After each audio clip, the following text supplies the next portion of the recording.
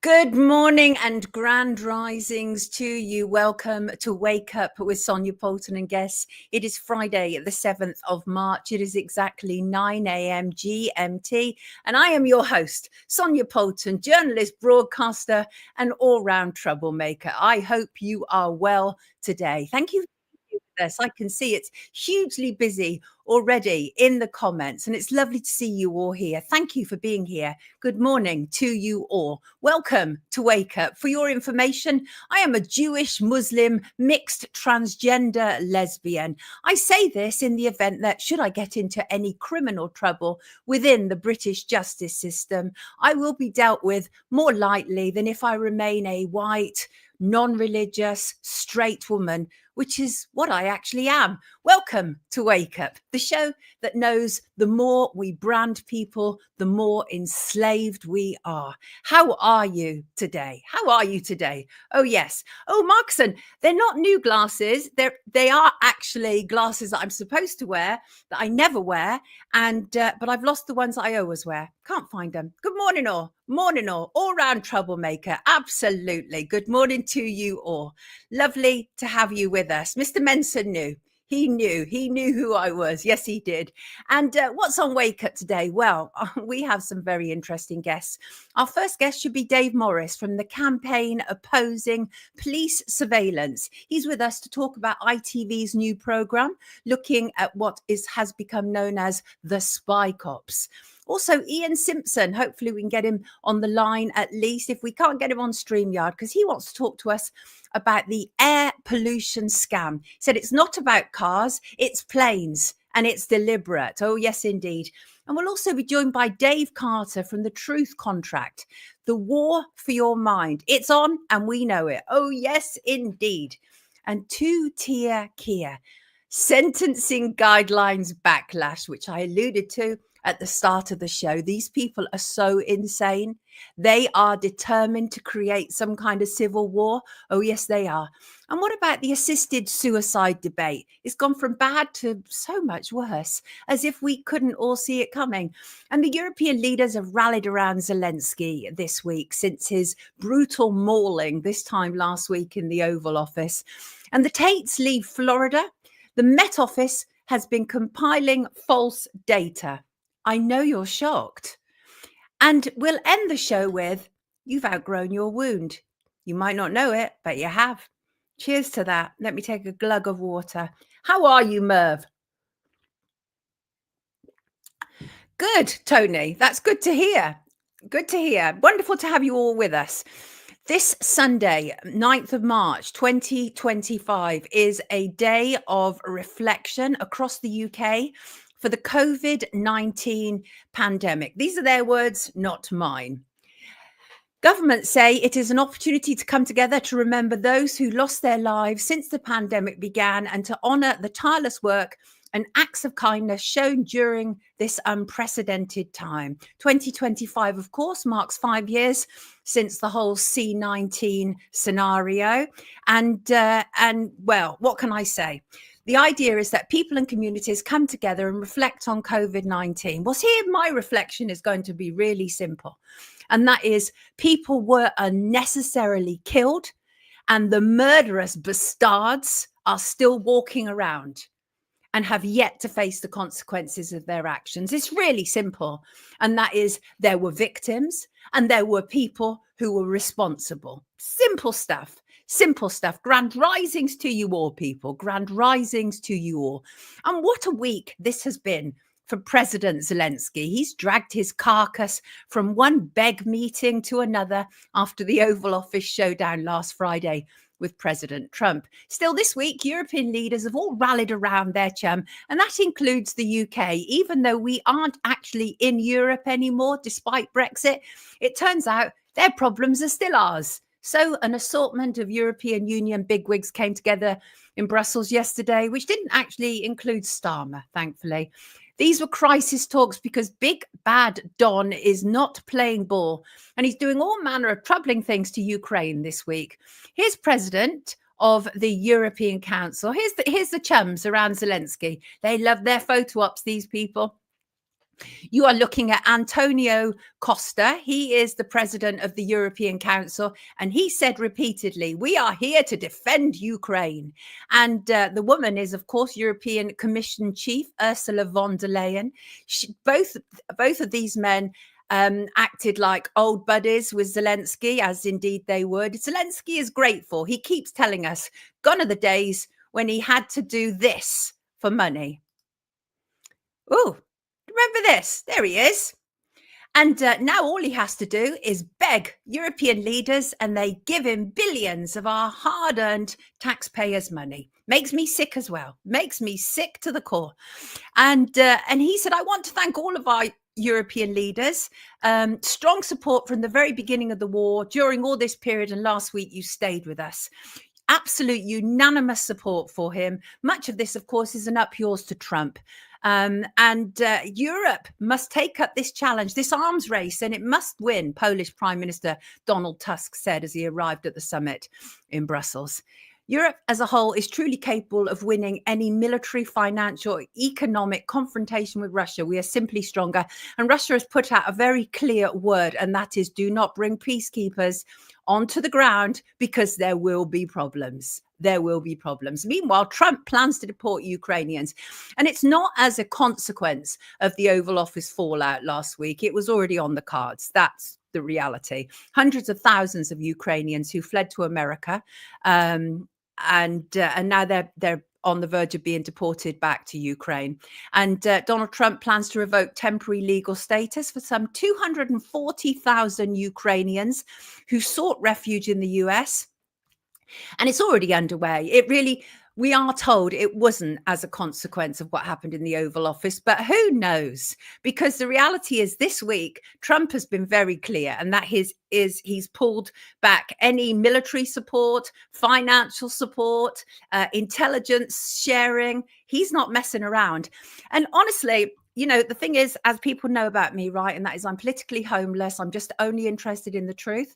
And sometimes we all get misled, don't we? But for the most part, I'm just interested in the truth, and I seek it wherever I can find it.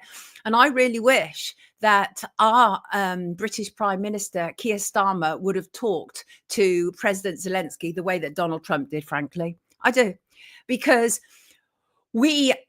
Starmer, who, as we all know, got in on very little votes, but we've been put into this 100-year deal, partnership with Ukraine. And it is against the wishes, I think, of most British people. Most British people do not want to get involved in this, are deeply concerned at the billions, not even millions, the billions that appears to be going into the black hole.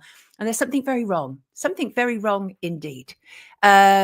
Yes, that's right, Mr. Mensa. Frozen Russian assets to be used to finance the war. And when they don't have enough of that, they're going to take it from sick and disabled and pensioners.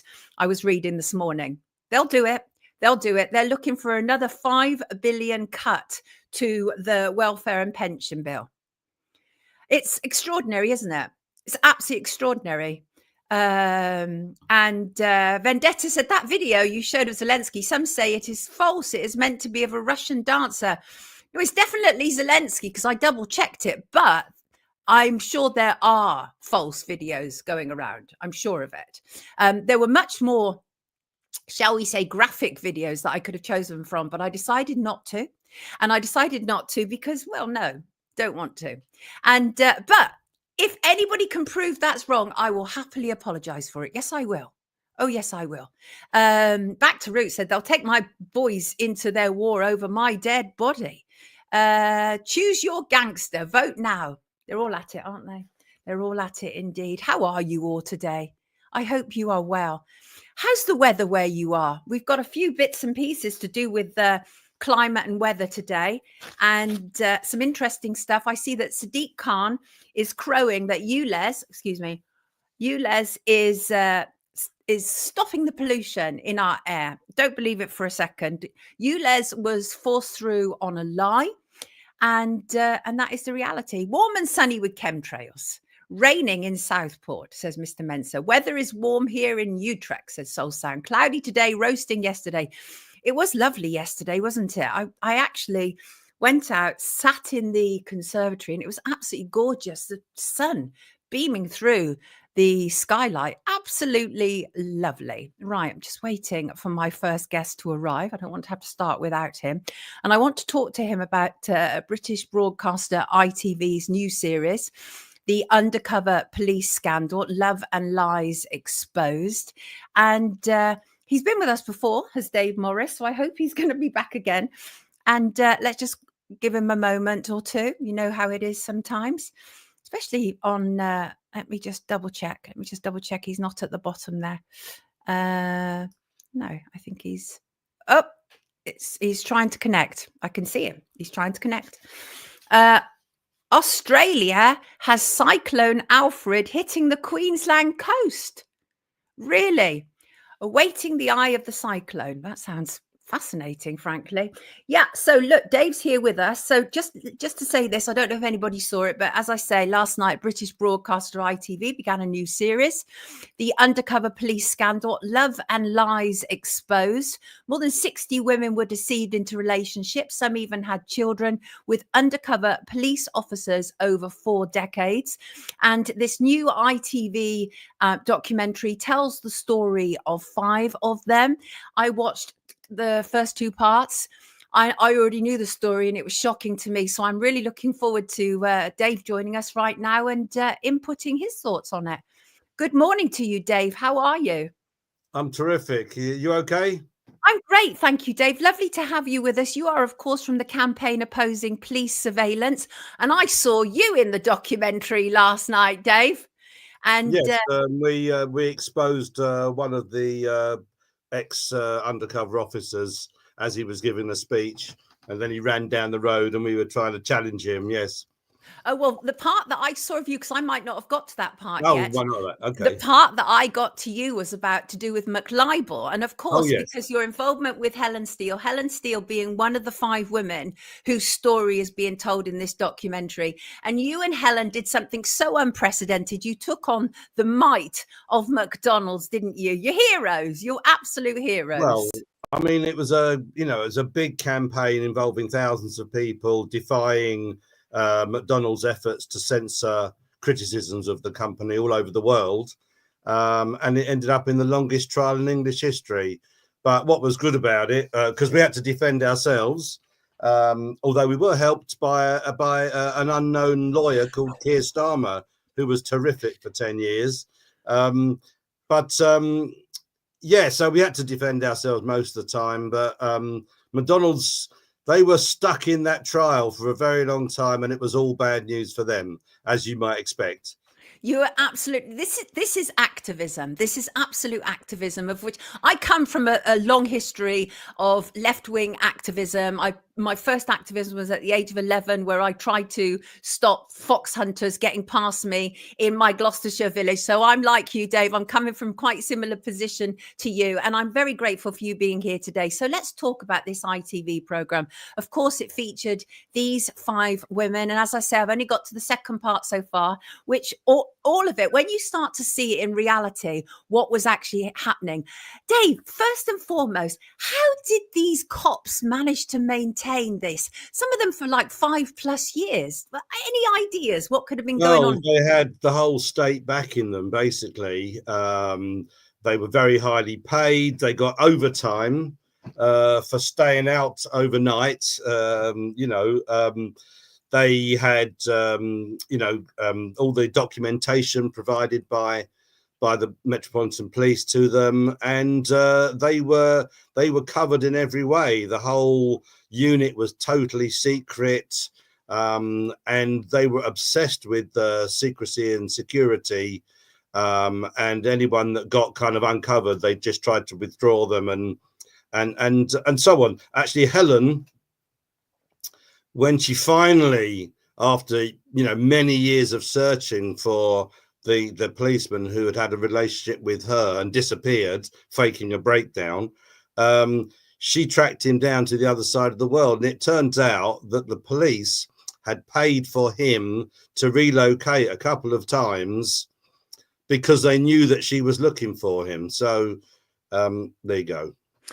I mean, it is quite extraordinary, because what we have to face up to, the reality is obviously there's an inquiry which is ongoing. We know that it's spent at least 88 million so far.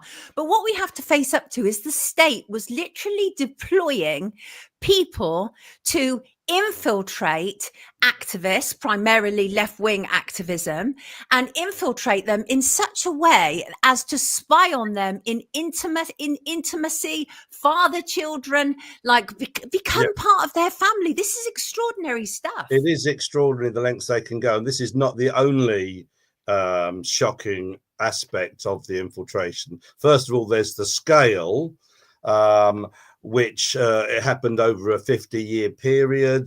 About 1,000 groups were monitored, reported on, targeted in different ways, including CND, trade unions, London Greenpeace, the group that I was involved with.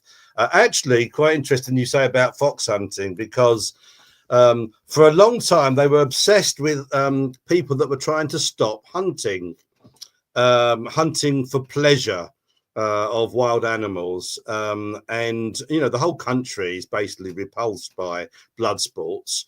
Many of these spy cops infiltrated those that were going out every weekend to try and stop hunting, to try and protect the foxes. Their whole motivation was to try and save the life of one wild animal. And what was all that effort for? Because in the end, hunting for pleasure has been banned. It's now illegal. So really what they should have been doing is targeting the hunters. Right. And when you look at all the movements they targeted, the anti-apartheid movement, Vietnam War, blacklisting of workers, is now being declared illegal. Cruise missiles, the Greenham Common and the other protesters in the early 80s, that was targeted. They never got into this country, the cruise missiles, which were US nuclear warheads. And of course, the McLibel case, in which we have demonstrated that the police and McDonald's were collaborating to undermine our case. In fact, they were snooping on our conversations with Keir Starmer, no less, and reporting back to their bosses, and who knows where that information went to. But what was the result of that? It was an absolute disaster for McDonald's. We won that case. Leaflets they tried to, the McDonald's were hoping to suppress, ended up being distributed all over the world in millions. It's we are very strong. We shouldn't be intimidated, and we should make sure that we carry on doing what's right. Well, you mentioned the Vietnam War, and of course, that's where it all started. The Special Demonstration Squad, which is the name that they went under, wasn't it? And obviously, what we learned was that this was so top secret. This was like within the police. This was organizations within organizations, wasn't it? This was only like the top tier senior cops, Metropolitan Police senior cops who knew what was going on. So I think that in itself is interesting. But this is, like you say, been going on a long time, 50 years. Yes. And actually a key, what they call customer, but actually what the driving force for this unit was the security services, MI5. Who've got, files on hundreds of thousands, if not millions of people. And so most of what they were doing actually wasn't that dramatic. It was just hoovering up masses of information, personal information about thousands of people involved in different campaigns. And that, they put it in a report twice a week. They do a written report, name people. That always got sent to the security services, who would then add it to their own files. So it is actually quite shocking, something you'd expect in a totalitarian country. But obviously all governments are power mad. So, they don't like their critics. No. And their strongest critics are usually from the left or progressive campaigns and grassroots movements. Exactly. Some people, the thing is, the way that it's being portrayed on ITV, as if this is all in the past, as if this is history. Some of our commenters are saying this is still going on. What are your thoughts about that? Yes. I think that it's not just infiltration, is it? Or monitoring or snooping. It's also, there are various forms of the way that the establishment tries to keep people under control. Obviously, ordinary policing of demonstrations, new laws against protest, also just churning out propaganda, in favor of the establishment and status quo. But, so is it still carrying on? I don't think these long-term infiltrations probably are carrying on. I think that obviously they can monitor social media to see what people are thinking and saying and doing. But again, I emphasize, we are many, they are few. We are billions of people around the world, and we shouldn't be intimidated or put off. We are very strong most of the time. Most people, they don't really know what's going on, the establishment. That is the reality. So we have this inquiry which is ongoing, and despite the inquiry, despite the fact that we know it occurred, we still have these self-same cops saying, I didn't do that, that isn't what was happening, and the police denying it as well, Dave. It's like it's ridiculous. Yeah, I mean, actually the Metropolitan Police have been forced to make a whole range of apologies already. They've apologized profusely for the targeting of women for sexual relationships. They've apologized for targeting anti-racist organizations and family justice campaigns for people that were campaigning over their loved ones being killed in police custody or by racists. They've apologized for using the identities of deceased children for their cover identities, these cops.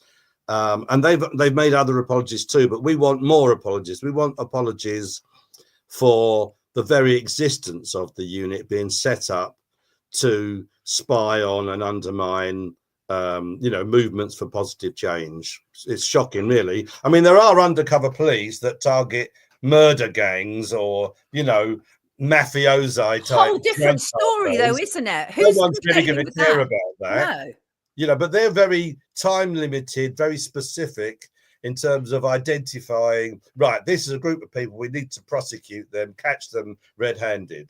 Whereas the infiltration of left-wing and progressive campaigns is very much hoovering up masses of data to build up their files, no legal action being taken at all. Right. Exactly. They can't really deny it. This was like done on an industrial scale. We know that at least 140 undercover cops were spying on at least 1,000 political groups. People know that's happening. That's the kind of stuff doesn't just happen, like that. It has to be organized. Yes, organized and, supported at the highest level. We know that the Home Secretaries of successive governments signed off this unit. I mean, they didn't necessarily know all the tactics that were being employed, but they knew the purpose of this unit. So it is really shocking. I mean, one particularly shocking episode in this whole history was in the 1983 general election. Margaret Thatcher, it is said in the inquiry, personally authorised or asked the spy cops to infiltrate CND, who the Labour Party had agreed to support during the election campaign, because, as we all know, nuclear missiles are entirely destructive things that should not exist. And the Labour Party was saying they should be scrapped, and obviously then the money could be, put into public services or whatever. So that the spy cops were asked to get dirt on CND, so that it could be used to kind of discredit the CND in the national media. So there's a whole range of things that happened and that are coming out of the inquiry. We've had 20,000 secret documents so far. Wow. Released from the security services and the special branch. And this is quite amazing. This is an amazing achievement by campaigners. It's entirely bad news for the establishment that this inquiry is happening at all. I was really pleased to see it last night, to be absolutely honest with you, because, and I can be very critical about TV documentaries because oftentimes there are agendas that are attached to them. But this one appeared to be very much telling it from the perspective of the women. And that's not by accident, is it? This is based on their experience, isn't it? Absolutely. And they wrote a book called Deep Deception. And this series is based upon the book that they wrote themselves. So, I mean, obviously, they're the best kind of documentaries that involve the people, who are being portrayed. Just one thing, and that is Maria says, and I think this was mentioned, it was mentioned last night to do with one of the men, and that is some of the infiltrators went rogue and joined Animal Rights for Real. Did they join Animal Rights for Real, or would they just, what was going on there? It's complicated, really. It is. I mean, we can't really trust anything that they say in the inquiry because they're professional trained liars, highly paid as well. But it's quite clear that a few of them, I wouldn't say a large percentage, ended up supporting the movements that they were infiltrating. Maybe in a sort of, maybe they were conflicted. But yes, definitely one or two left the police and, joined the movements that they were infiltrating. And this is a good question. Is it just women that were affected here? Well, there were obviously men in the activist groups, but do we know of any women who were doing there were at least 3 women spy cops out of 140. And we know that a couple of them definitely targeted men for sexual relationships to bolster their cover. One of them is one of the ones that so-called went rogue and left the police. Right. She ended up marrying the guy that she had targeted. So yeah, but generally the culture was very macho, mainly men, and women were just treated as objects to be used, for their job, really. Absolutely heartbreaking. Your work is solid, Dave. We really appreciate you being here with us today. I know you've got to go because you've got a busy day ahead of you. Everybody, this is Dave Morris of COPS, the campaign opposing police surveillance. There is a link in the description below, and I hope Dave will join us again in the future. Very much appreciate your work, Dave. Everybody, Dave Morris, take care of yourself. Thank you. Great to have you with us. And such important stuff. It's such important stuff what's going on. And I was really quite surprised watching the program last night because it does lay it bare. But as he says, it is from the perspective of the women. Now, before we bring in our next guest, and I see he's already here, which is fantastic, absolutely fantastic. I want to just refer to this, and that is a number of you wonderful people, including Lisa Morgan, who was with us the other week, sent me an interesting thread, an article, and it was the account of the Stark Naked Brief. I don't know if you're familiar with that account on social media, but he also has a blog. I say he, I'm assuming it's he. And he's written about the UK's foremost weather service, the Met Office, and its CEO, Penelope Endersby. And what the blogger has to say, frankly, is so alarming. Have a good look at Penelope Endersby. She is, as you can see, a CBE, but more importantly for us, in terms of public interest, she is, as I say, the CEO of the Met Office, whose job it is to tell us what's going on with the weather. And they, of course, then inform all of legacy media. And what this blogger has done, together with his own research, he also cites that of journalists and bloggers, including Ray Sanders and Lewis Brackpool. And Sanders, for example, last December discovered through Freedom of Information requests that 103 of the 302 climate stations supposedly recording UK temperatures don't actually exist. So 103 of the 302 that are returning UK temperatures do not exist. And what Sanders actually discovered was that the Met Office were merging data from nearby sites to retroactively estimate temperatures. So already that's dodgy data, right? And he also found they were using similar methods for current recording. So to break that down, the information of weather temperatures around the UK was based on inaccurate information. And the piece gives examples, including Dover's supposed weather station, which doesn't actually exist. The nearest station is in Folkestone, except That doesn't exist either. Yet the Met Office still reports precise temperature data for both locations. This is some seriously misleading stuff, which wouldn't matter so much if there wasn't a whole net zero industry that is capitalizing on this inaccurate, misleading, and frankly deceptive information.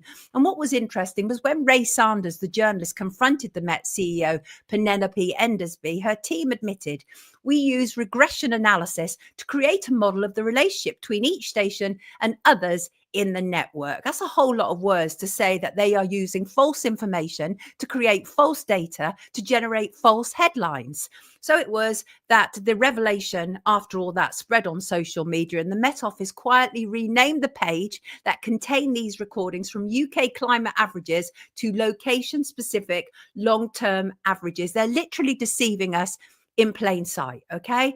And what was absolutely abundantly clear on this thread was that, as the Stark Naked brief puts it, and I support him, the Met has used questionable data to evidence heating claims. And curious to me, there is even an issue involving one of the main parks that I actually walk my dog, and that is in Teddington's Bushy Park. And what they realized was that when they were recording extreme heat, close by, there are these artificial heat sources. Now, in Bushy Park, they built these new properties, and it's absolutely surrounded by these artificial heat sources, and yet the Met Office recorded extreme weather temperatures, which were then put all across mainstream media with their blood red charts and used for all manner of things. So our information on weather is absolutely inaccurate and misleading, and Chief Penny Endersby knows it. So the next time you see a legacy media weather person with a chart that looks as if it's been covered in blood, remember that the chances are it's come through a less than accurate route in order to be able to arrive at the fear-based stuff they want to feed us.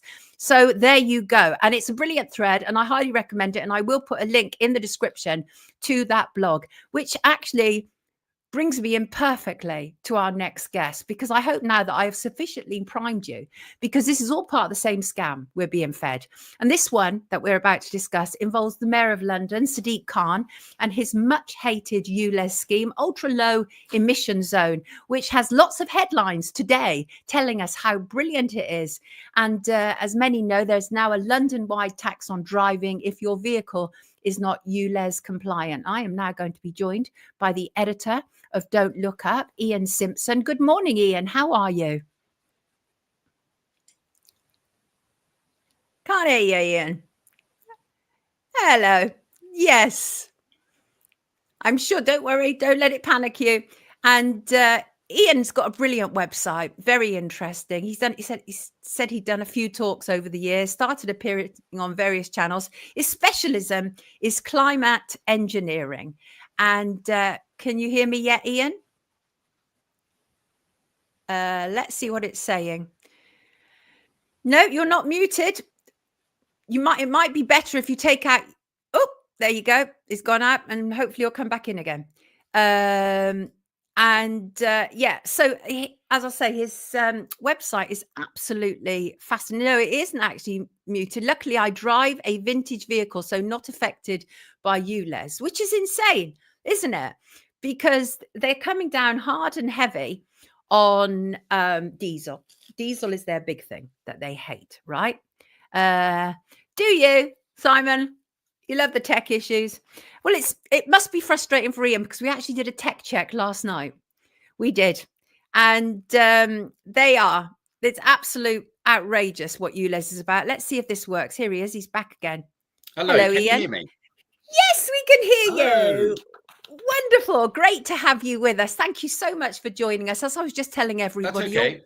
Your website is brilliant. And you said, narrow down something that you want to talk to me about. Well, we couldn't have picked a better day for it, because the headlines today, I don't know if you've seen them, they're all saying how wonderful ULEZ is. And actually, the anti-ULEZ boroughs see air pollution levels improve.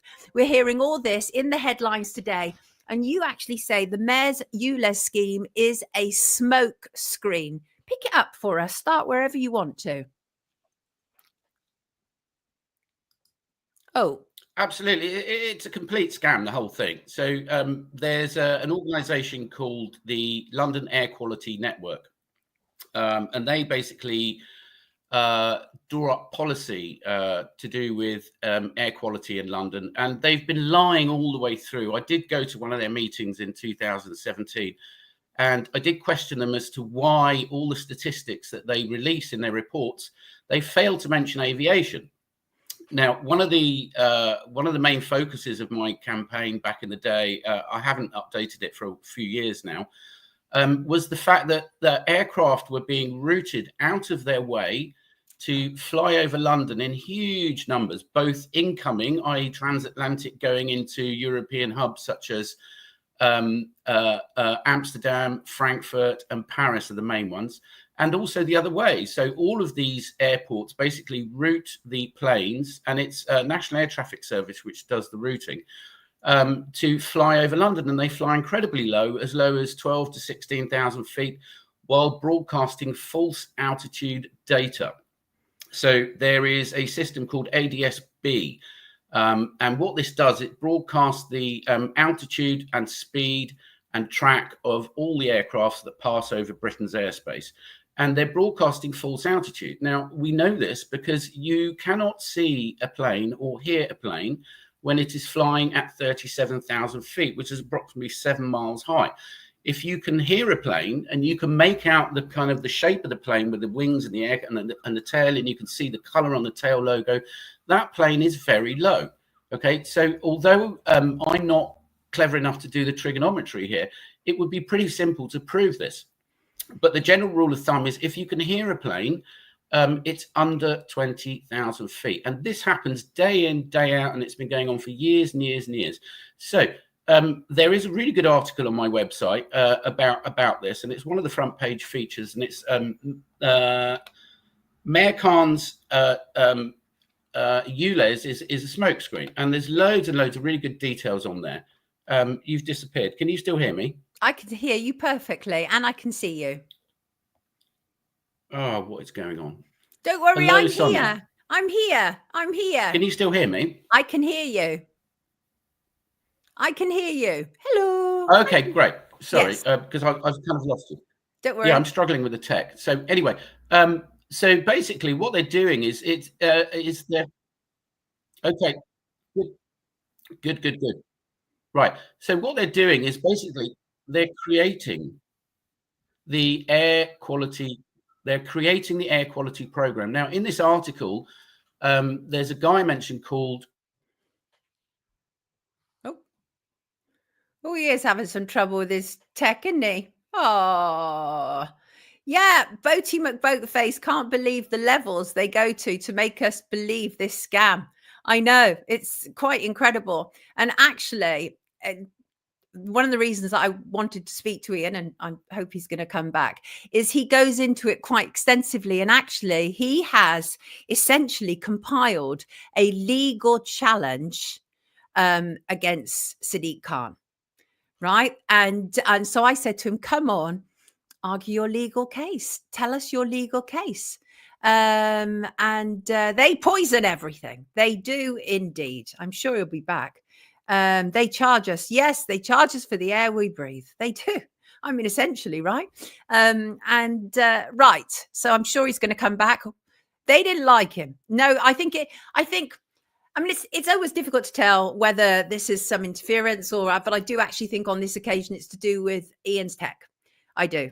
And they're outside of law, so nothing will ever happen. Here he is again. Let's hope this will bring him back in. Here he is.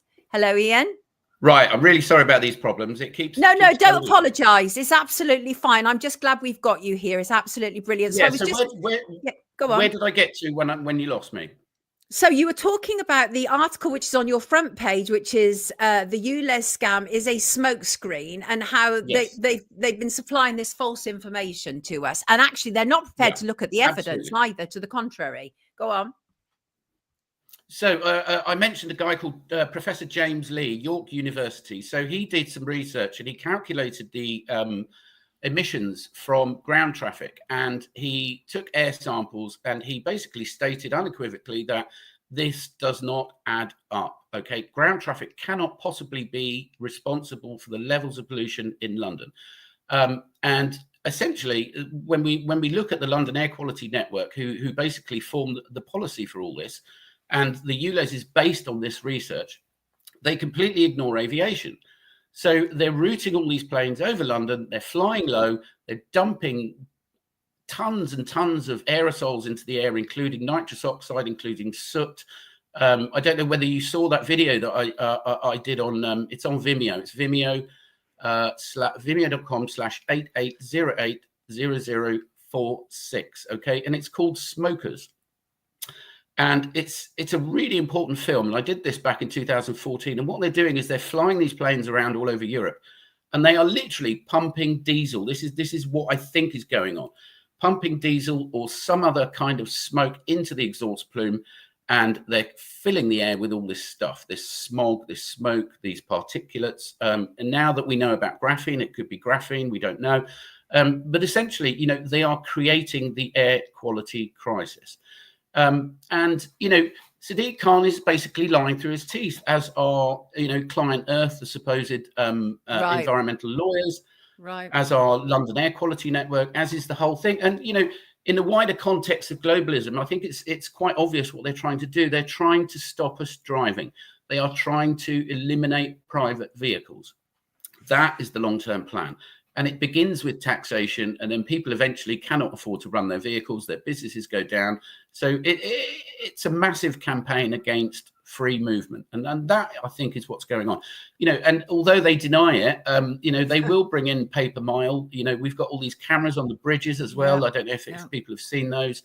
So they're tracking you, and they will know exactly where you are. They've got detectors as well on, so BT Openreach have gone around and they've installed all these black boxes, dome-shaped boxes on these telecommunications lampposts.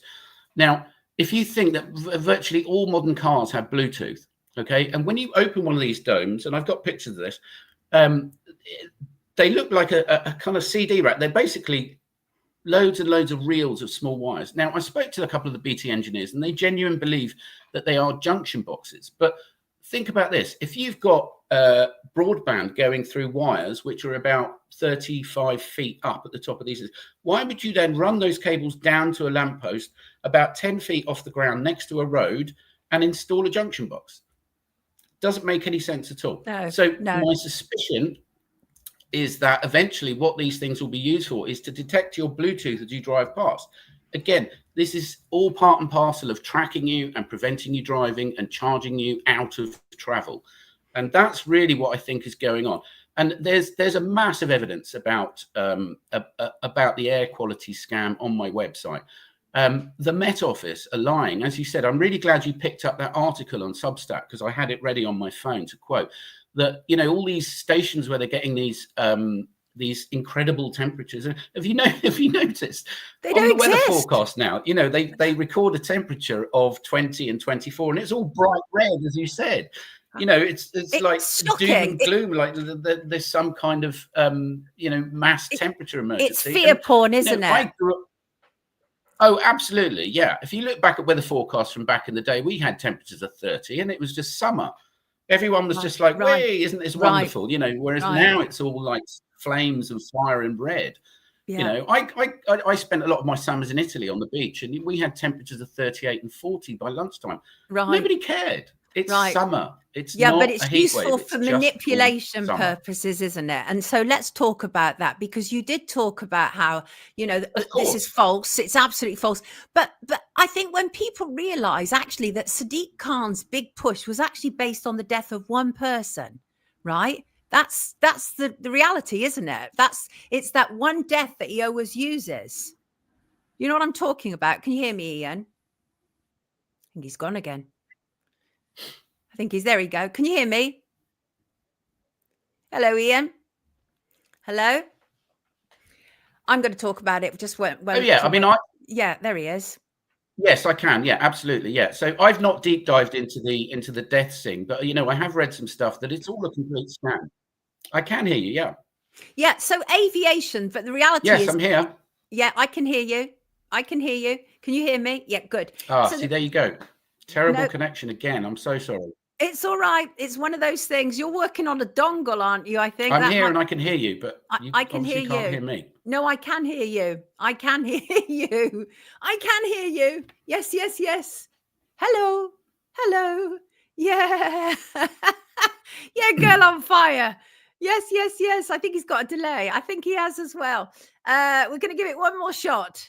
And Marco thinks this is entertaining. So I think what the point really that Ian is making, and I agree with him, is that aviation is the elephant in the ULEZ room. And that goes all over because ULEZ is not just in London, obviously. The whole point is that Sadiq Khan, who is the mayor of London, is also the co-chair of C40 Cities. And C40 Cities, for those who aren't familiar, is a worldwide organization run by mayors all around the world. And it's all very much part of the green agenda, the net zero agenda.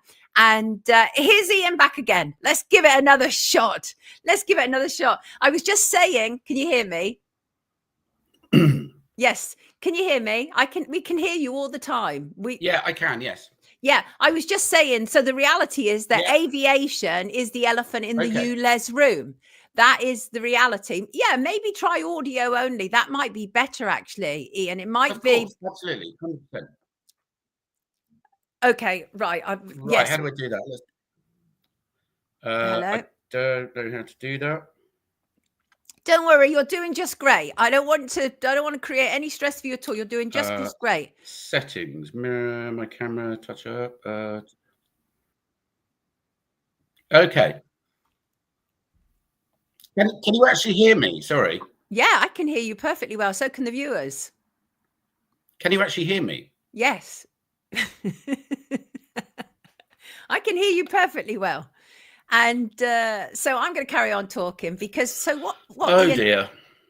Don't worry. Oh, okay, right. Can you hear me now? Okay, that's fine. So essentially, yeah, aviation is being excluded. It was also excluded from the Paris climate deal as well. So, you know, the entire thing is a complete scam.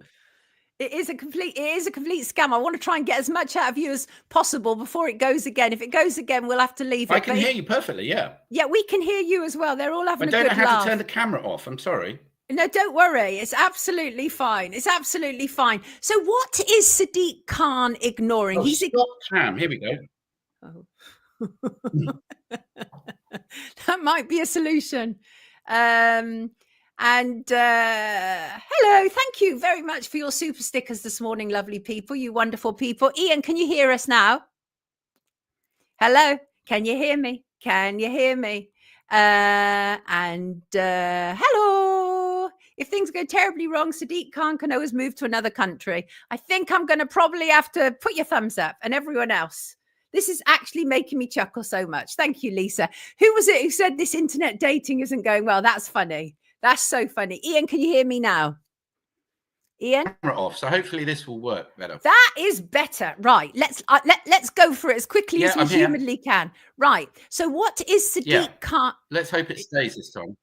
Ian, you're listening to me on some kind of delay. Are you listening to me on the computer monitor or actually through the StreamYard, that link I've sent you? Because you're delayed. I've lost you. Oh, I'm going to have to let him go. I'm going to have to let him go. God loves a trier. Indeed. Indeed. But, you know, he gave us his best shot. Time for the interlude music, indeed. I'm going to have to let him go because it gets too insane, doesn't it? That's a pity. That's such a pity, but it happens. It does happen. Right. I'm going to continue at looking at Ian's website. And some of the stuff I think is really important. Well, it is important. So one of the things he said is, what is Sadiq Khan ignoring? Well, he's completely ignoring that hundreds of transatlantic flights are routed out of their way to fly over London every day. Kara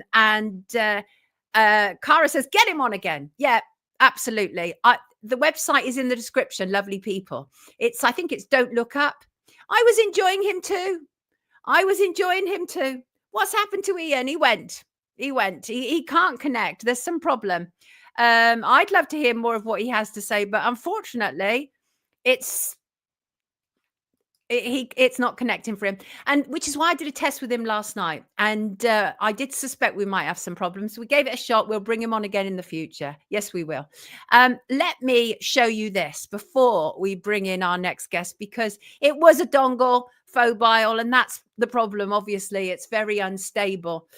And check out Don't Look Up, please. Come back, Ian. Yes, absolutely. But Stuart Lundy sent us this: Saturday morning in Norfolk. I think I've managed to bleep your swearing, Stuart. Have a listen, everybody. Have a listen and a watch.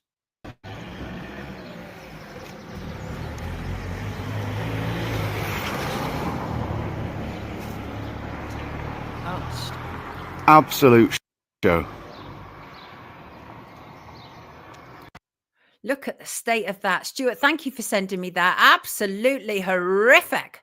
Horrific, I tell you. And this is an interesting one.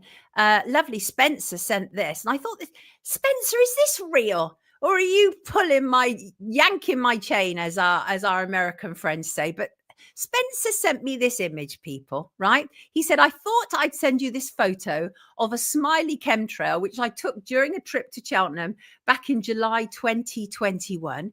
I remember thinking at the time, what a sinister looking smiley face. Was this done to raise our morale during COVID-19 or something more provoking? I wonder if anyone else remembers seeing something like this at the time. I have never seen anything like this. Never. I know, Spencer, this is new to me. Absolutely new to me. Oh, yes.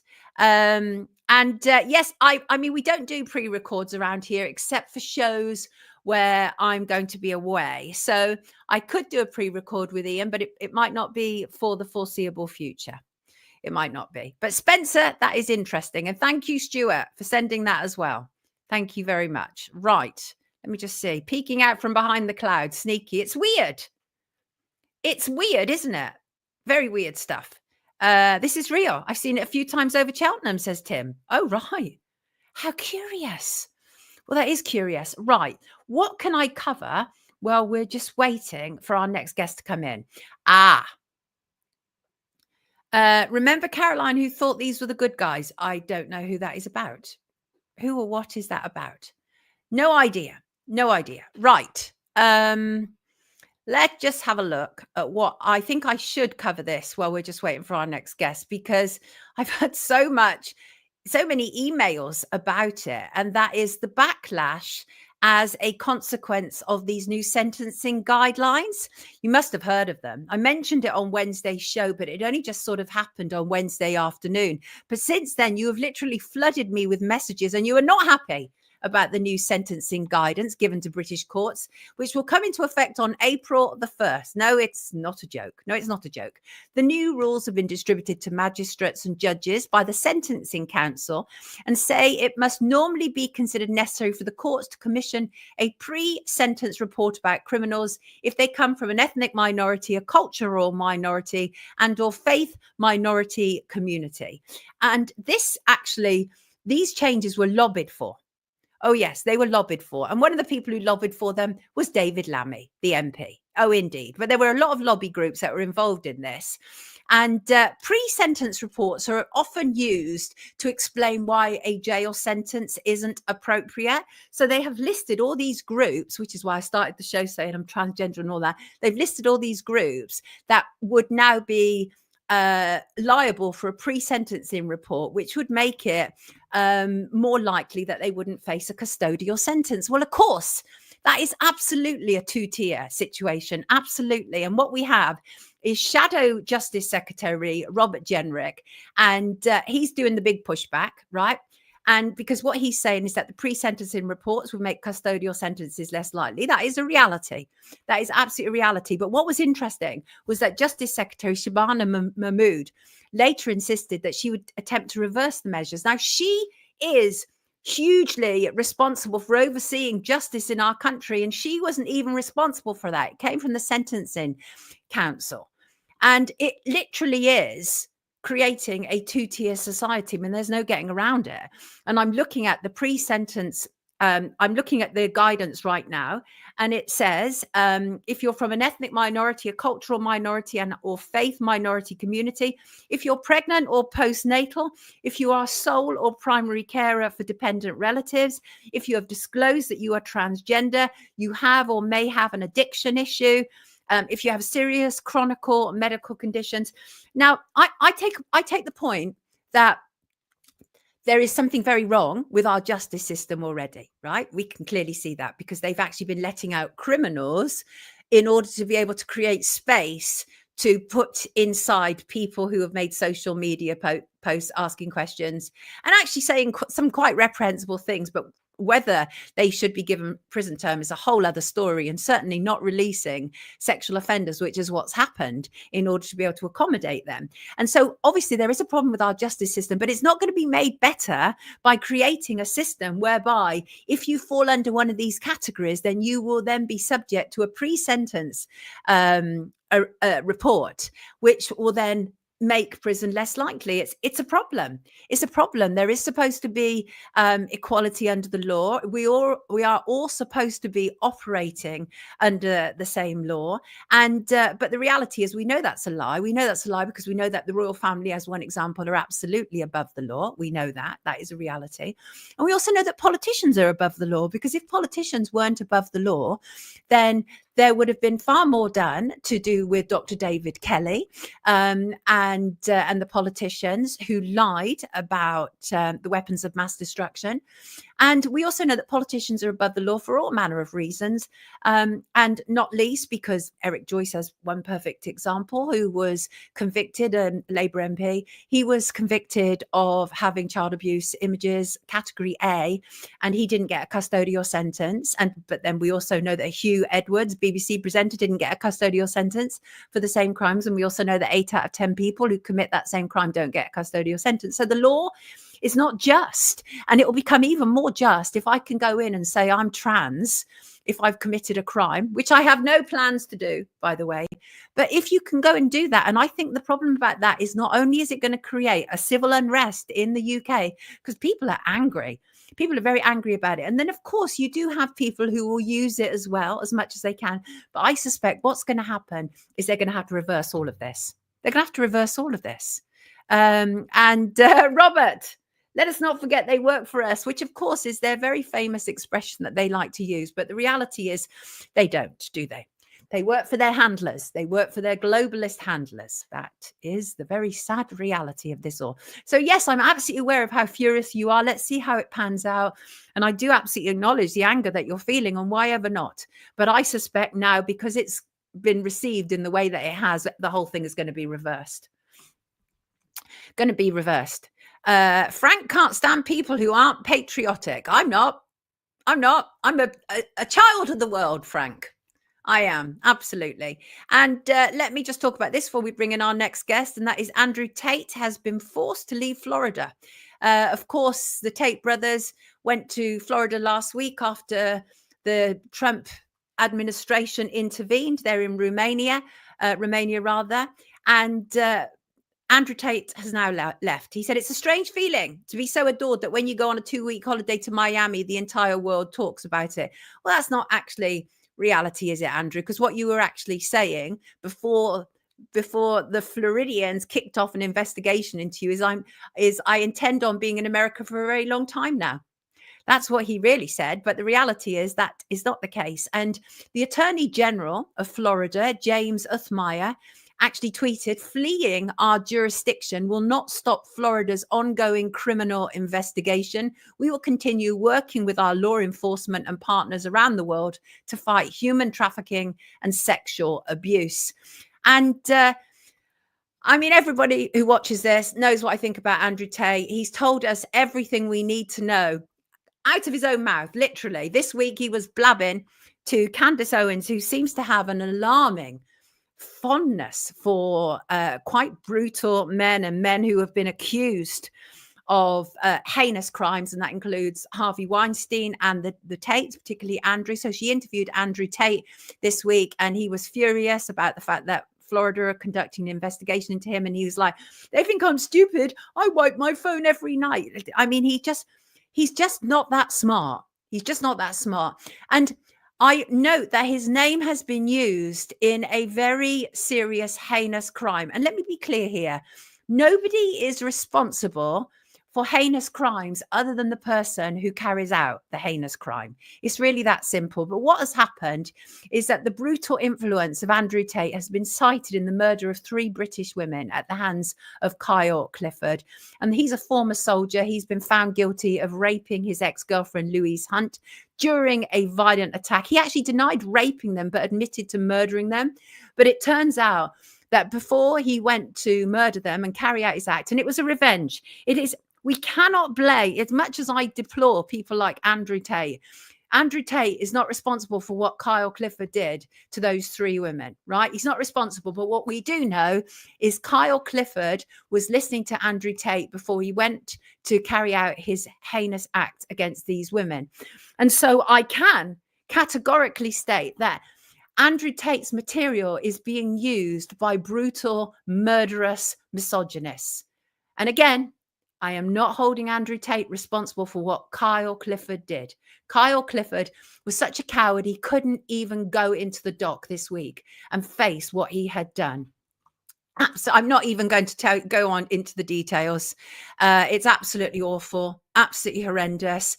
And the father I can't even imagine what he's dealing with. This all happened in July last year. He's actually a racing commentator for the BBC, but it's absolutely horrific. Absolutely horrific. Guilty by association. Well, to a certain degree, I mean, the thing is, Kyle Clifford wasn't watching videos of flower arranging, was he? He was pumping himself up, listening to videos of a known misogynist, a very proud known misogynist. So there you go. Those are my thoughts on it. It is heartbreaking. Pick your heroes delicately, says Randy. And I couldn't agree more, frankly. Right, let us bring in our next guest and let's change the tone. This stuff is just horrible, isn't it? Horrible, horrible, horrible stuff. Right, let me find him. Here he is. Let's hope we won't be having any same tech issues that we had with our last guest. Here he is, David Carter. Good morning, David. How are you? I'm very well, thank you. Good morning to you. We can hear you loud and clear. You are from the Truth Contract. And I also have Truth Contract Matrix. Which is the correct one? The Truth Contract is the name of our business, and the Matrix, which is the document I sent through, is essentially a 1-page summary of all of the things that we're investigating. Got you. So talk to us then. So you have formed the Truth Contract, and you say for the last 5 years, a small group of curious dot connecting friends from around the world has been talking regularly about things that don't add up and are troubling us. And you have come up with something of a matrix, which I believe I've got here. Do you want me to bring it on the screen and you can start to work through it with us? Perhaps I could give a little bit of talk to us. Background and context. So a friend Jenny in Australia, a friend Richard in Thailand, a friend David in America, another friend Teresa in Portugal, another friend Macklin in Germany. When COVID started, for whatever reason, all of us, for different reasons, decided we weren't going to get jabbed. And that started off a conversation, well, why aren't you having it? And why aren't you having it? And, oh, I didn't know that. And so that was how the whole thing started. And then over time, we realized that there was a medical industrial complex. There was a censorship industrial complex, a financial services industrial complex, a big ag, big food, big pharma. And actually, that's how we ended up with the matrix, the spider's web of how all of those different industrial complexes tie in together. And so it's a lot more complicated, we discovered, than there's a vaccine that some people are promoting that some people think could be harmful. Careful. We're on YouTube live stream.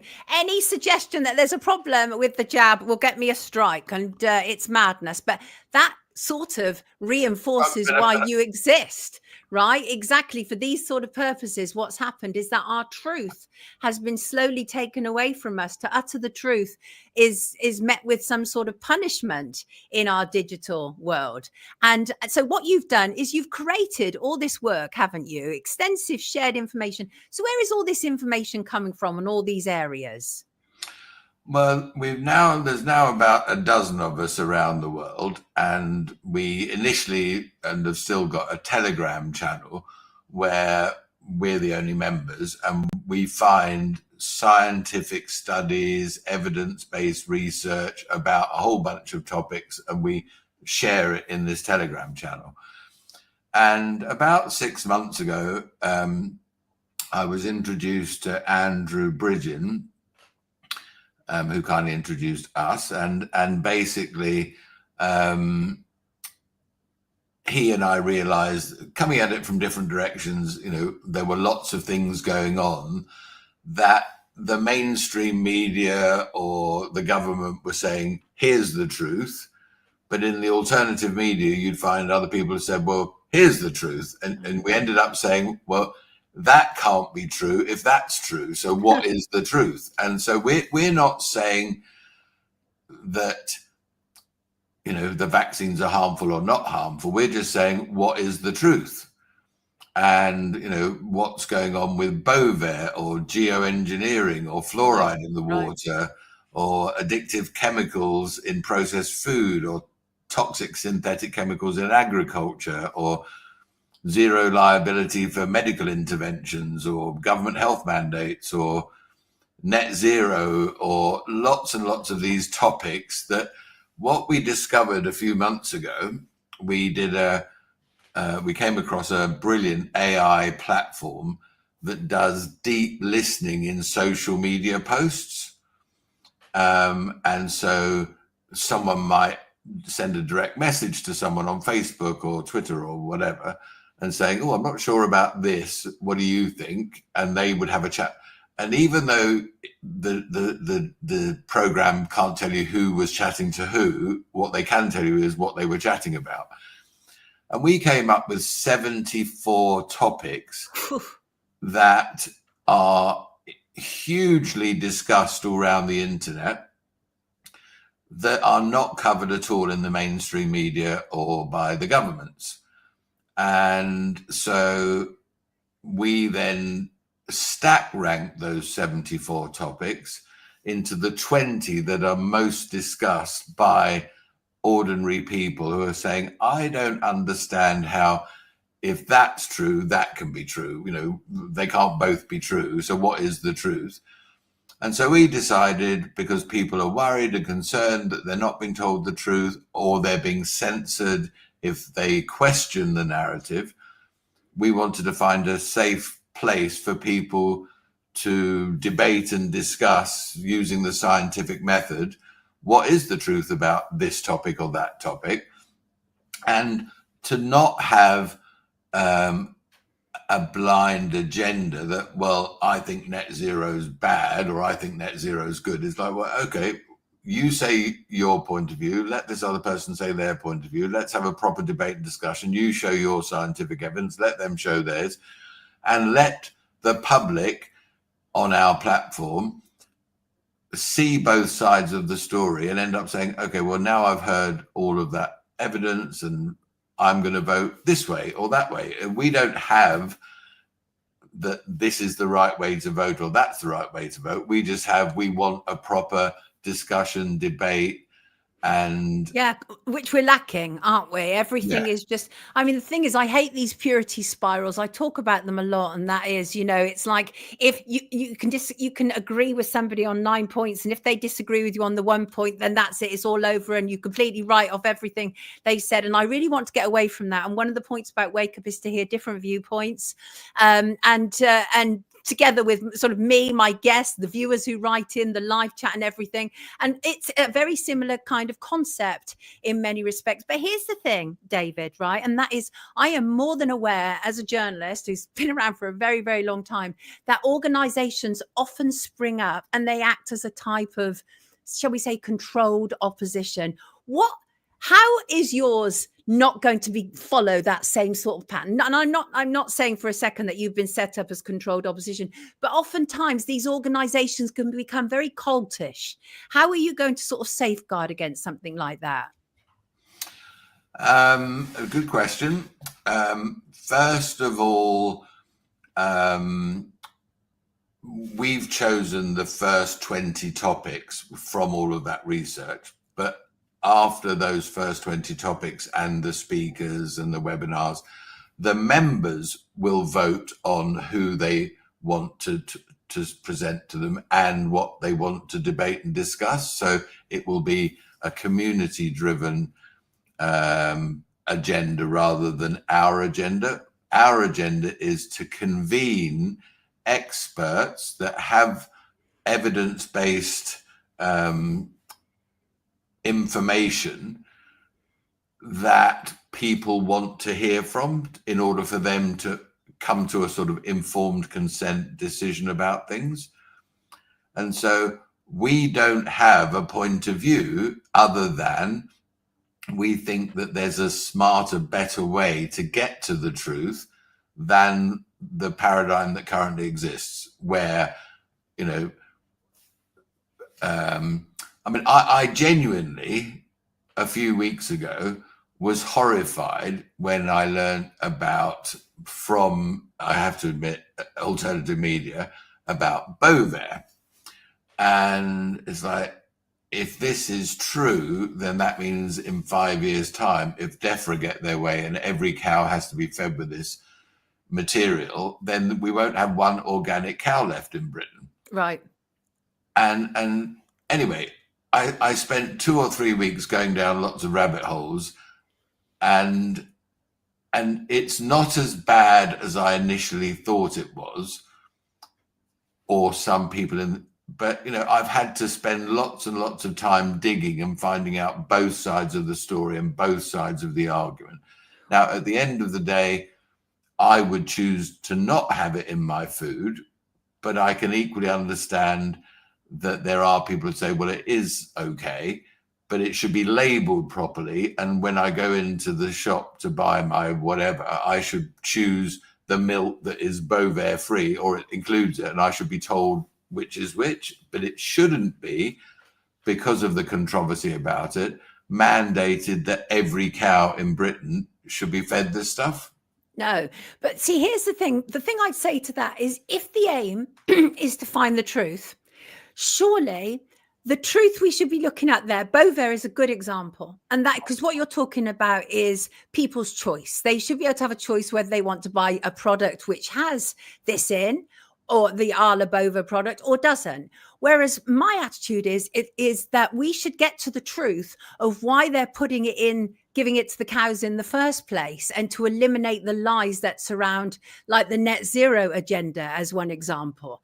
That's the kind of, I'm not necessarily interested in giving people a choice between one bad jab and another bad jab. I'm interested in telling people why it's a problem in the first place. Do you see what I'm saying?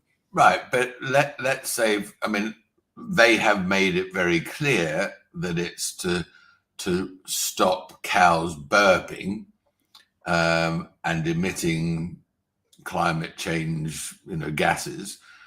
So fine, you know, if that's.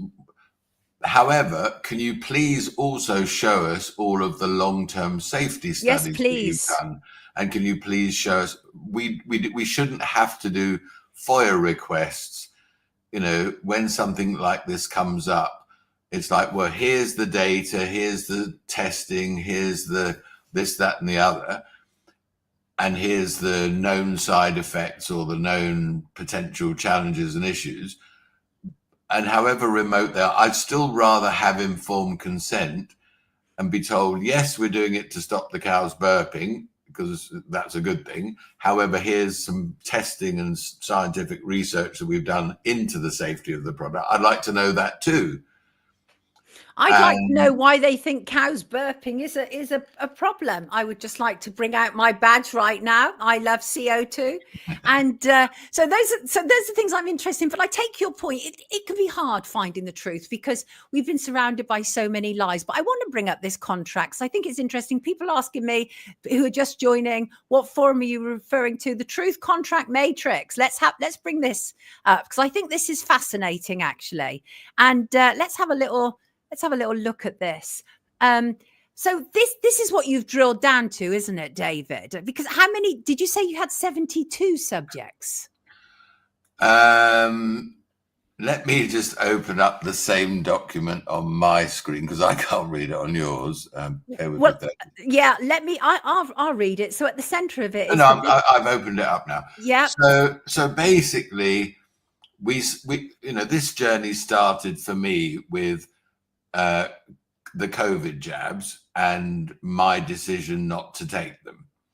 But then I realized that there was also a censorship industrial complex that was telling me it was safe and effective everywhere I looked, and I wasn't convinced it was.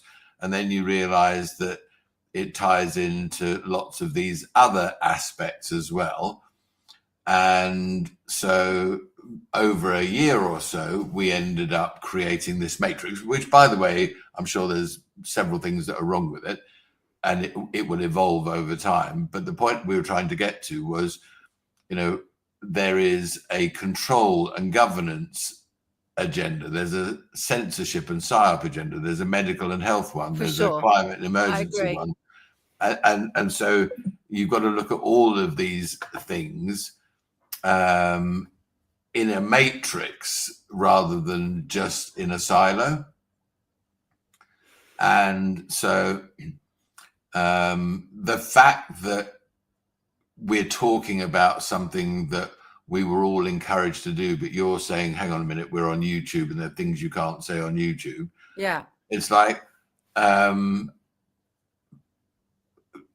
means that I could understand how people say, well, on YouTube, I'm not going to find the truth, or I'm going to be told what the truth is and have to accept it. But actually, if I don't accept it, I'm spreading misinformation or disinformation.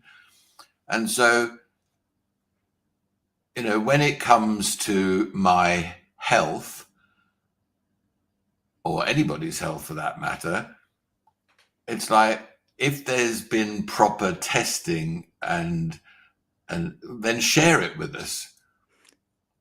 Okay, so David, the thing about us, right, we're very transparent around here. So some people are talking about the cost. Do you have to pay to become a member? Does everybody have to pay? Yes, it's £4.99 a month. And what does that do exactly? And the reason that I asked that is because so many people, after C19, I saw one questionable group after another sort of milking the situation. So that's only why I'm asking this, because I don't know you. I don't know where you come from. So what is that actually for, that people have to pay to be part of it? What are they paying for? For them to participate in a weekly 90-minute webinar. So I was just on the phone before this call with David Cartland, who sends his best regards to you. And so we've got 44 so far confirmed speakers on all of these different topics who are experts in their field, who will be doing a 90-minute weekly webinar with a Q&A to answer, that's quite a lot. And so we will be picking topics from the matrix. We will be going out to find subject matter experts who've got a point of view and data and research and evidence. And they will be conducting a weekly webinar and a Q&A so people can ask their own questions. So it's not a one-way street conversation.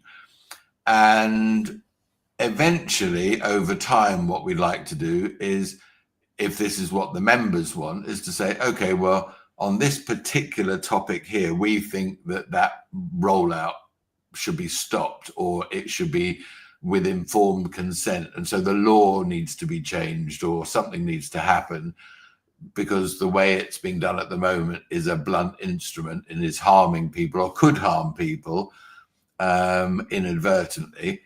And so we want to end up creating policies that we would then suggest are implemented into law. Okay, so but you're not a political party. You're very clear about that, right? But you do have a vision for direct democracy, which lots of people are talking about. Just talk to us a little bit about that. Okay. Direct democracy, to me, it means lots of different things to different people. I mean, at the end of the day, we have a system at the moment where MPs get elected and we sort of trust them to get on and collect taxes and spend taxes in ways that we've voted for them to enact. But I think what's come out over the last year or so, whether it's interviews with Dominic Cummings or even Liz Truss or various other people, it's like the government can't do necessarily everything that they want to do the way they want to do it. But I think we've ended up where a lot of people feel, hang on a minute, I didn't vote for that. It wasn't in your manifesto and it's now being implemented and I don't like it. And if I was given a choice to vote on it in the election, I would have voted against it. And so there's lots of things I think that ordinary people think we should have a referendum on that, not just delegate it to a party that's only really got 1 in 5 people in the UK voted for them. You know, and there are important things that affect all of us, our children, our children's children, that have a long-term impact, that have never really been debated and discussed nationally, but have national significance. And so I think we would like to find a way to create a mechanism for the voice of the people to be put forward to Parliament, say, right, this is what we want, go and enact it, as opposed to have them tell us what they're going to do on our behalf and us go, no, hang on a second, we don't like that, or we didn't vote for it, or you never even mentioned it in your manifesto. I mean, it's a big order, isn't it? Excuse me. Sorry, could I just add, at this point, we're absolutely not a political movement. And because, you know, Labour are in for the next 4.5 years and they're probably going to snowplow their way through their agenda over the next 4 years, there's nothing we can do. I'm much more interested in the next 3 years of finding out what the policies are that British people would vote in favour of if there was a general election and they had the ability to vote for in a referendum style. Here's what the British people would like to see. And so over the next 3 years, we want to pull together 40 or 50 policies that British people have said, this is what we want the government to enact for us. And so we've created, if you like, a manifesto of we the people initiatives, rather than having to react to things that the government is doing today. Got you. Before you leave us, anything you want to add? I think that a lot of the things we're reading about how unhappy people are at the moment, how scared people are at the moment, how worried people are at the moment, actually comes down to, and I do focus groups and talk to people all the time about this, is they know there's something not quite right. They can't put their finger on it. And they know intuitively that they're not being told the truth. And what's happened in the last 6 months, people have become very scared to ask questions and point out what they think is the truth because of censorship.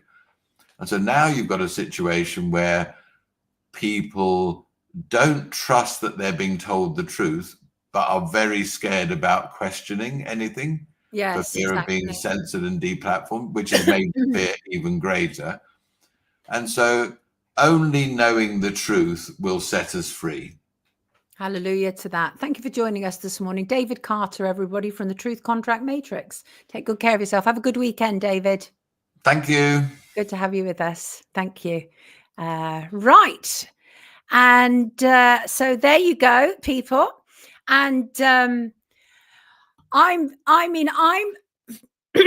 cynical about these new things that spring up because I've seen the way that they go. And so what you have oftentimes, and I'm not talking about David's organization because I don't yet know and it's not borne out, but I've seen a number of these organizations which have sprung up from C19, and a lot of them were just very grifty people who realized that there was an opportunistic moment here, and so they formed this sort of coalition and taking people's monies.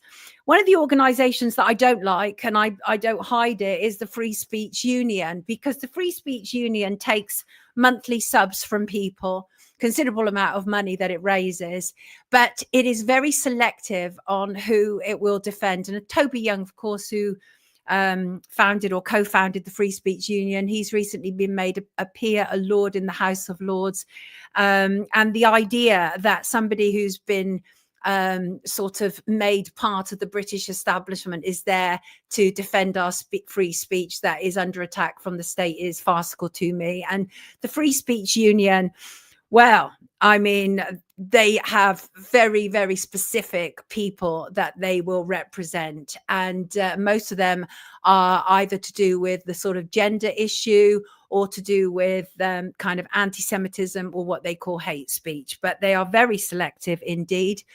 And I have to question it. I do.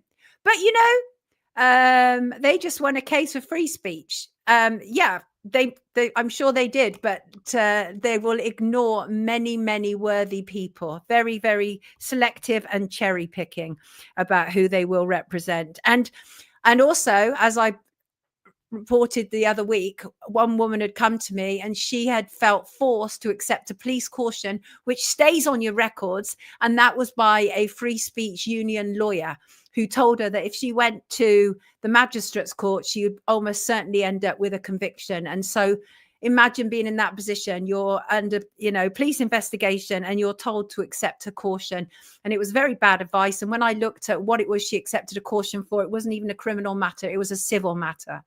And so if anybody had taken issue with it, they should have sued her for defamation, but it was not a police matter. And the Free Speech Union solicitors told her to accept a caution. So it was very, very bad advice indeed. Yes, Maria, gagged by a free speech lawyer. Who'd have thunk it, eh? Who'd have thunk it? And I'm not enjoying what I'm seeing coming out about the assisted dying bill committee, by the way, going backwards and forwards. I mean, people around here know what I think about Kim Ledbetter, who is leading it, the Ledbetter bill, as they call it. Thank goodness for Danny Kruger, MP, who is opposing it. And some of the stuff that he is discovering and uncovering is truly, truly shocking. Assisted suicide. People need to understand that Kim Ledbetter was chosen for a reason, to spearhead the assisted dying of people. And most of it is because I'm not even sure she has a pulse. She's really weird. She's super weird. Check out all these things her and her co-conspirators have now voted down. I've got a list in front of me. This is to do with the bill. So I'm trying to find some of the most egregious ones. They're all pretty egregious. One example, doctors must not bring up assisted suicide unless patient says they wanted it. They voted that down. So in other words, a doctor can bring it up. A doctor can bring it up, even without the patient talking about it. And another example is patient must be referred to multidisciplinary team at start of process. That has also been voted down, and that was proposed by Kruger, Danny Kruger again. And there's also children. You do know that this bill can also apply to children. And I read an interesting piece which was written by Theo Boer, who's a member of the Dutch Health Council, and he advises the government on healthcare policy and ethics. And he said, as a former member of a euthanasia review board in the Netherlands, and he's closely followed the debate around the Kim-led better assisted suicide bill. And he said in 2001, and with 15 years of experience with makeshift regulations behind us, the Netherlands became the first country to introduce a euthanasia law.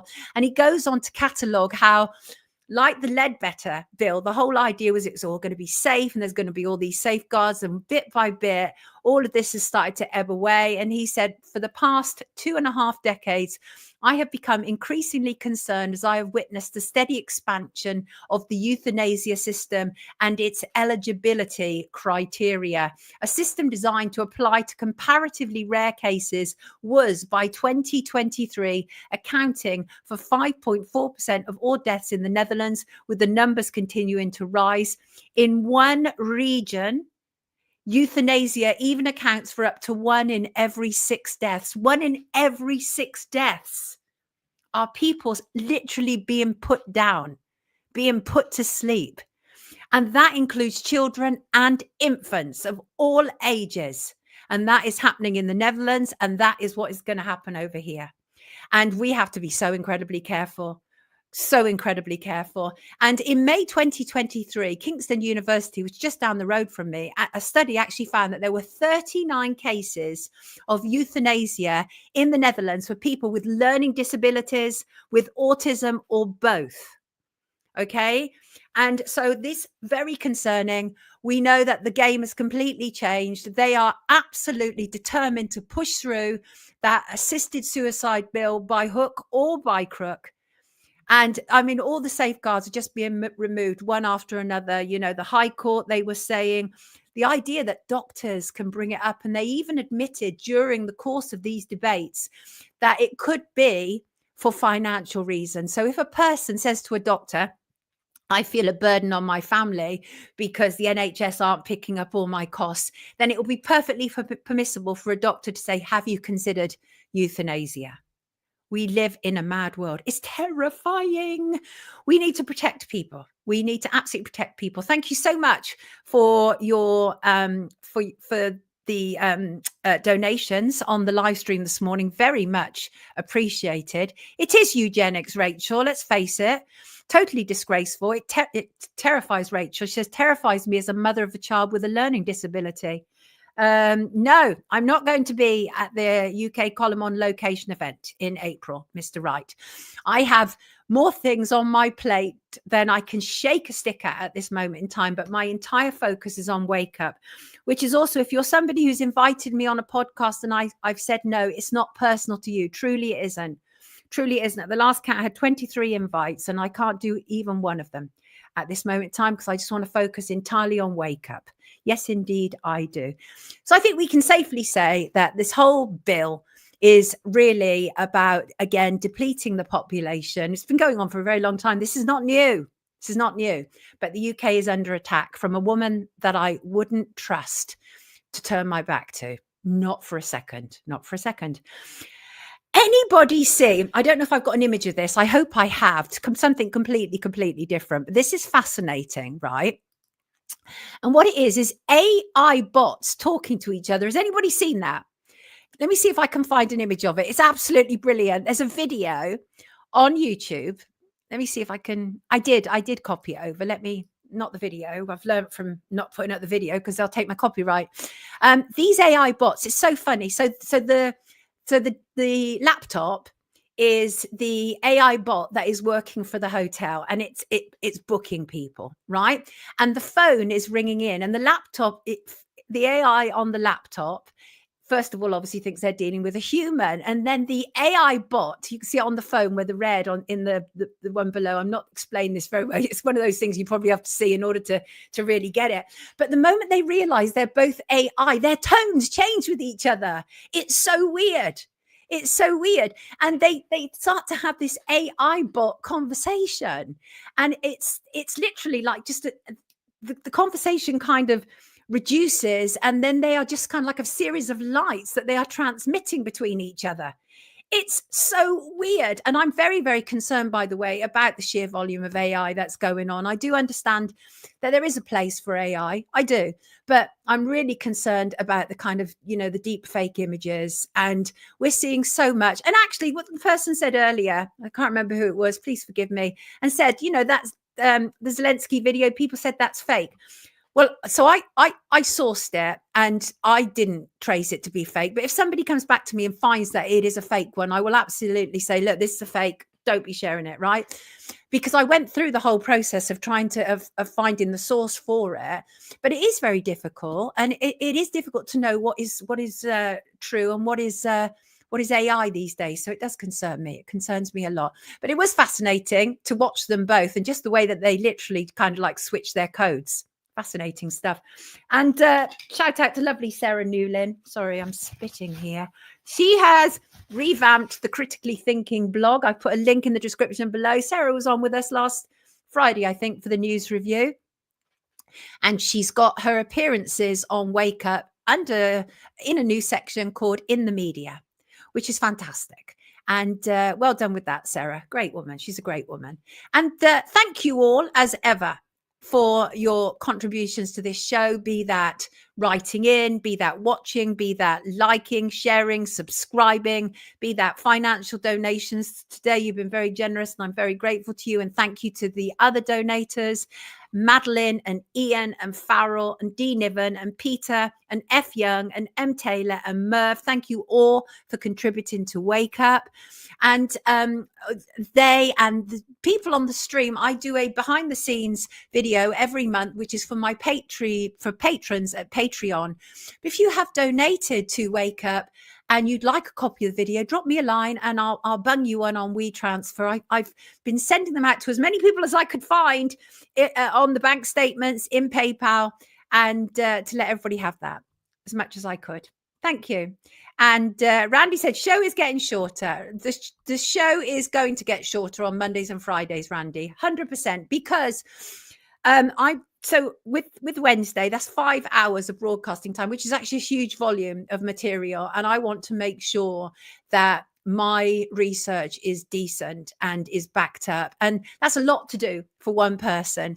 And so, the deal is that on Mondays and Fridays, we'll reduce it probably by about half an hour, make it about, I think we'll probably settle eventually on an hour and a half on Monday, an hour and a half on Friday, and maybe even extend Wednesday to an hour and a half. So it's 3 hour and a half shows. So, but it's juggling and it's balancing. Yes, Marcuson, the idea is definitely not to burn myself out, because I love doing this, but I also want to make sure that I'm not selling you short.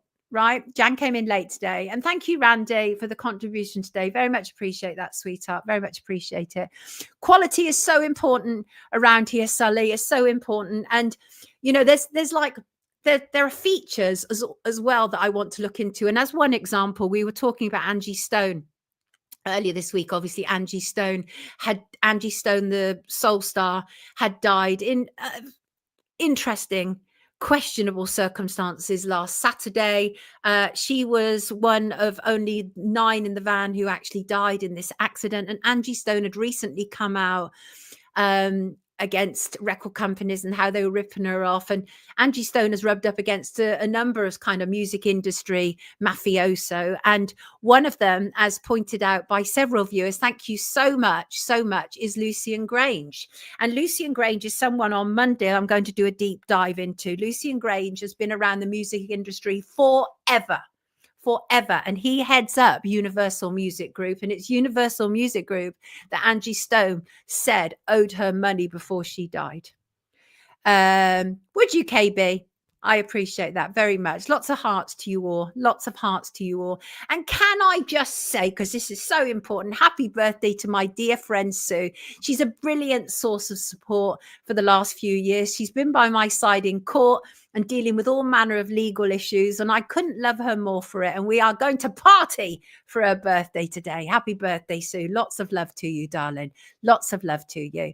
And thank you to Norwab. I think I pronounced that correctly. Forgive me if I haven't. And feel free to send me a phonetic outlay of how to pronounce your name. But thank you, Norwab. You send me lots of lovely tidbit information. He sent me a lovely message saying you mentioned your mum was a spirit medium. That explains so much.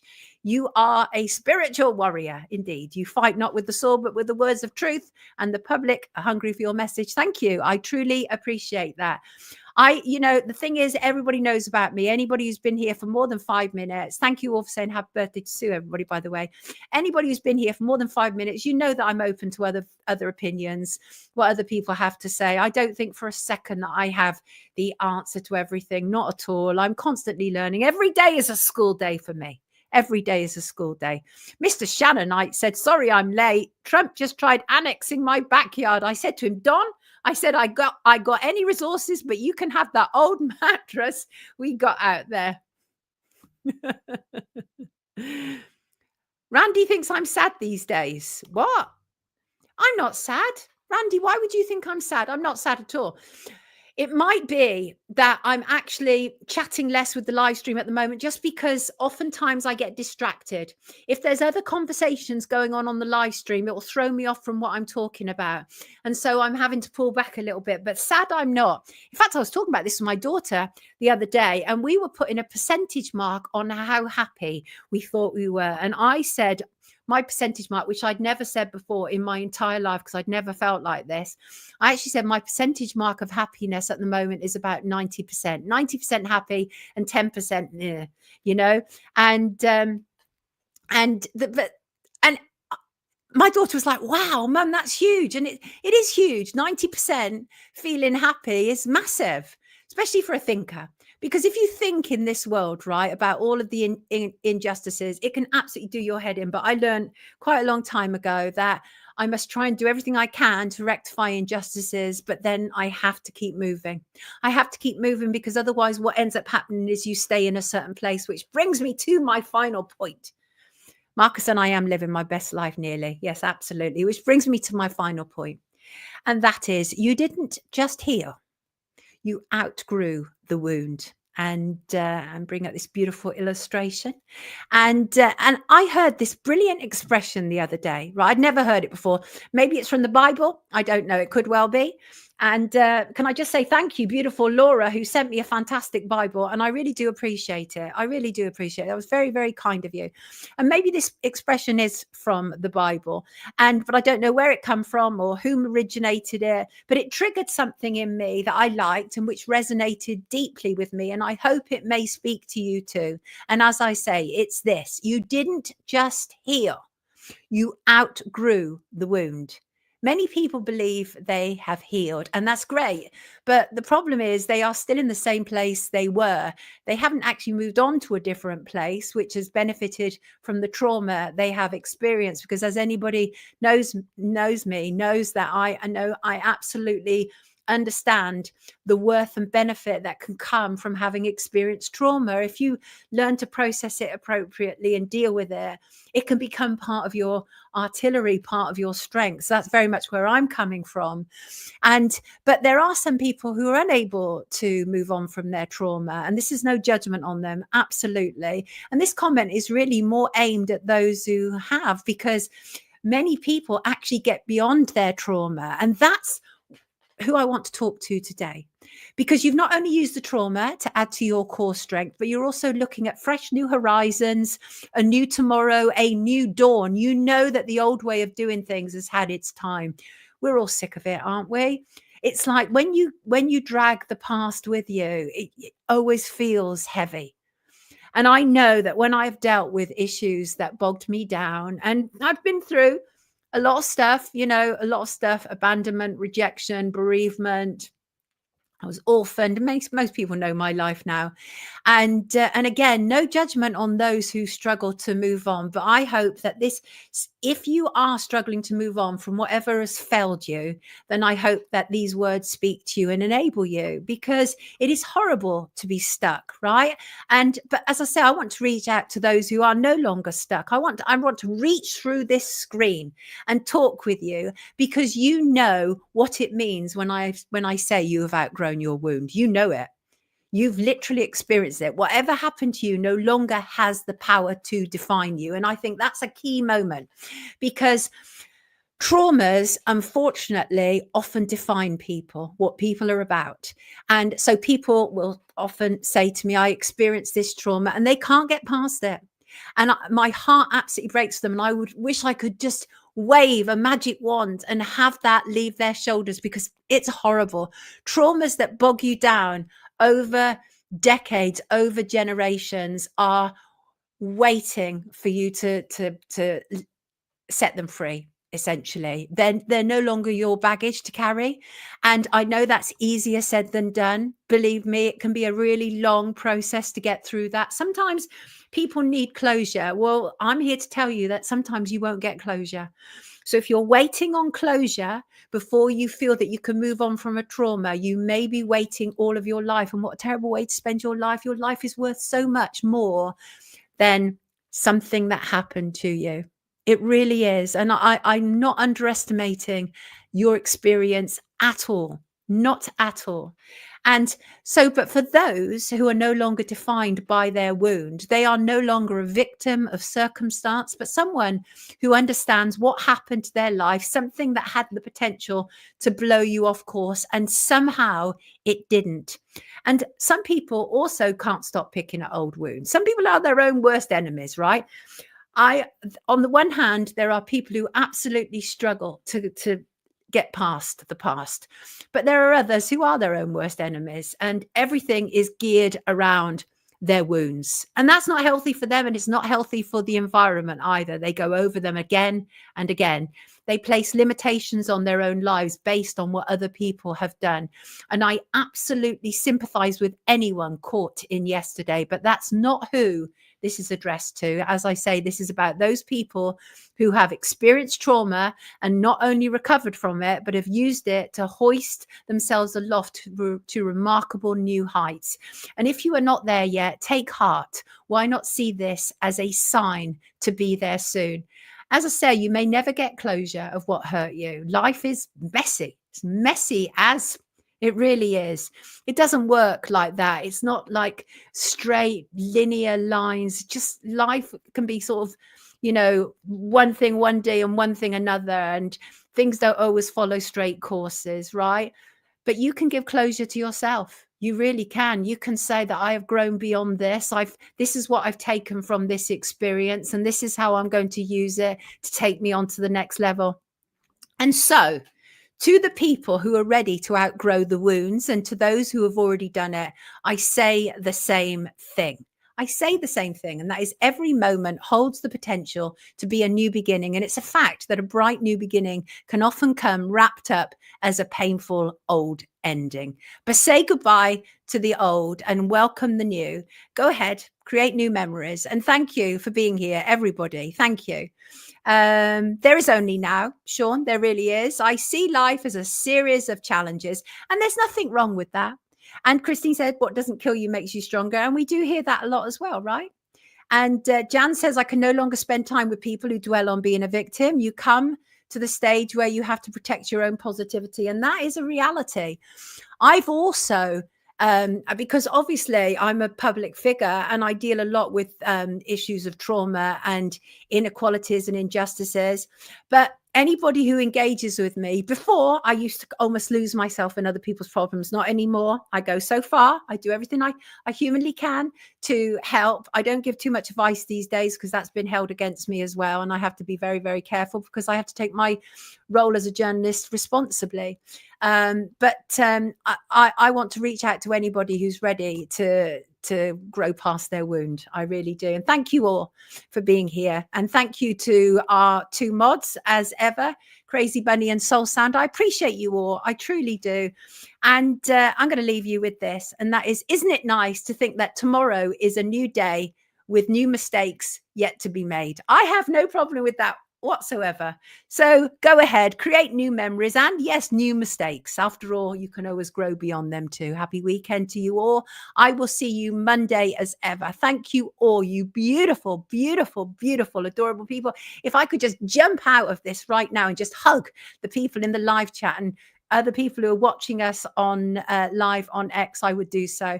But I just want you to know that I really appreciate you for showing up and showing out and sharing what we do. Take good care of yourself, everybody. I will see you Monday. Lots of love to you all.